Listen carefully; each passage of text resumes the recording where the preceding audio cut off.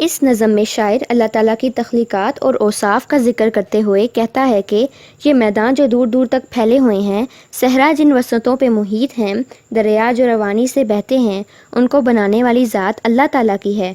फूलों से भरे हुए गुलशन, बहार की रौनकें, नीले आसमान की खुशनुमाई के लिए सूरज, चाँद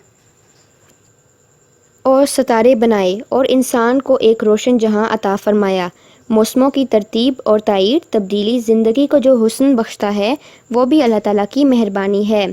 खूबसूरत और रंग बिरंगे परिंदे दुनिया की रंगीनी के लिए अल्लाह ताला ने पैदा किए।